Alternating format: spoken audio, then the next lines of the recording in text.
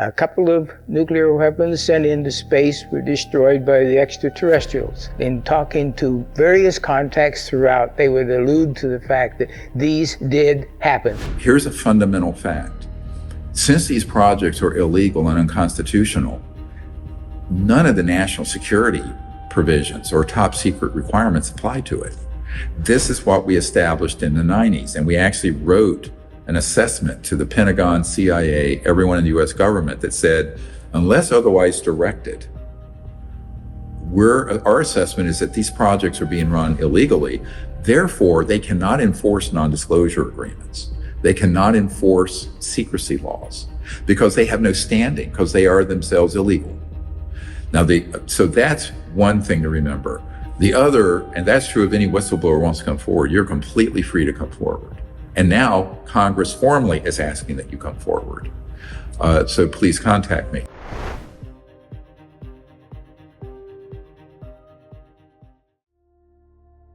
I am Lauren Ross Diedrichsen, Colonel, USA retired.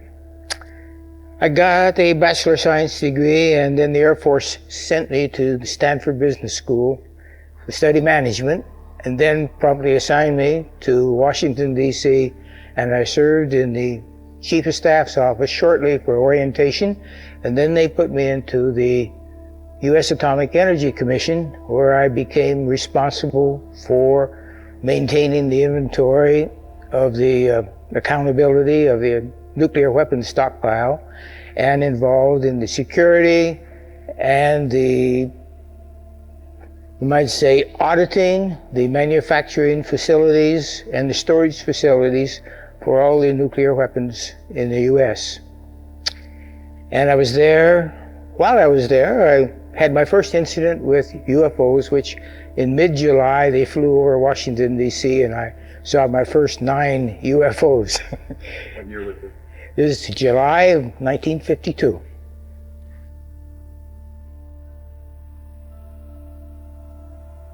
Of course, during that period of time, I made a lot of contacts. I was a staff officer for the military liaison committee between the chairman of the AEC and the Secretary of Defense. And so I became acquainted with not only the Army, Navy, and Air Force, but civilian agencies, the CIA, the National Security Agency, and other contacts which I developed. During that period of time, one of my functions was to accompany a security team which visited all of the nuclear facilities to check on the security of weapons. And we were getting reports of visits by UFOs over the storage facilities and even some of the manufacturing facilities. And that went on continuously. Now, we found that the reports, the formal reports, were few and far between, but the security people were reluctant to report many of them because the protocol and the bureaucracy involved in reporting them, they just avoided reporting. Later, I was assigned to the Sandia Corporation as a military liaison, and I was involved in establishing a quality assurance program for the manufacture and the quality and the maintenance of the nuclear weapons. So we had to visit all of the manufacturing facilities, such as the Rocky Flats and the Pantex facility, which assembled the nuclear and non-nuclear components of the weapons. And so there again, we observed the UFOs were very much interested in the facilities that we were visiting. But we did get constant referrals to, what are all these UFOs hanging around here for? And so then after that siege, this was during the 50s to the entire 50s, then I was assigned to the Unified Pacific Command under Admiral Felt during the 60s, and I was the officer in charge of the alternate command post involved in nuclear weapon operation planning. And during that period of time, I was maintained contacts with NORAD, with the SAC operations, and involved in the single integrated operational plans for the use of nuclear weapons. And during this period of time, I also learned of a number of incidents which happened, and then further on, I finally retired from the Air Force and joined the Boeing company, where I was assigned to the Minuteman program, where I was responsible for the configuration accounting of all the nuclear fleet of Minuteman 1, 2, and 3. And during that period of time, I also learned about incidents involving nuclear weapons. And among these incidents were a couple of nuclear weapons sent into space were destroyed by the extraterrestrials. In talking to various contacts throughout, they would allude to the fact that these did happen. There was, for example, the missile, Minuteman missile, which destroyed the launch from Vandenberg Air Force Base. That's now a public matter of record. The one incident, for example, was they actually photographed the UFO following the missile as it climbed into space and shining a beam on it, which neutralized the missile. And this was recorded. It was all hushed up, and they split up the team that observed it, but of course eventually the news came out, and it was later published and confirmed it. In fact, they were taken so seriously that the reporters would often not report them because it involved so much bureaucracy and protocol and etc. They deliberately would not report them.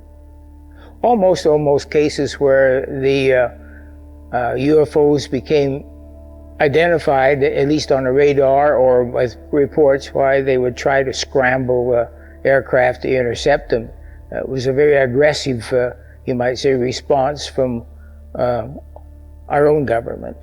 And that is their major concern, is to preserve the integrity of the Earth, because it affects their own system.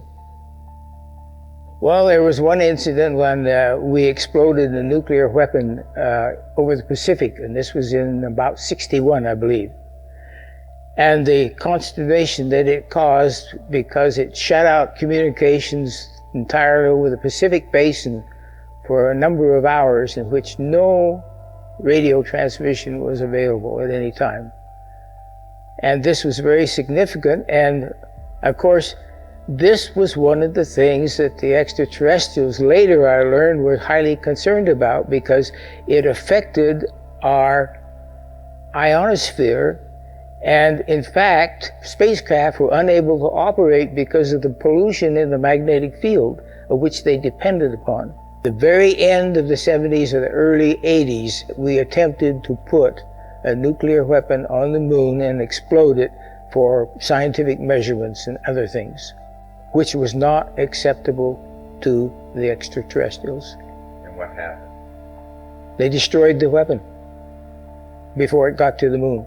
With reference to the incident which our government sent a nuclear weapon for explosion on the moon's surface, it was tended to, as I understand it, to assess some scientific data and reaction and so forth. The idea of any explosion in space by any Earth government was not acceptable to the extraterrestrials, and that has been demonstrated over and over. And what's the consequence? How is that demonstrated? By the destruction of any nuclear weapons sent into space. That was at the time when I was assigned to the Atomic Energy Commission on Independence Avenue.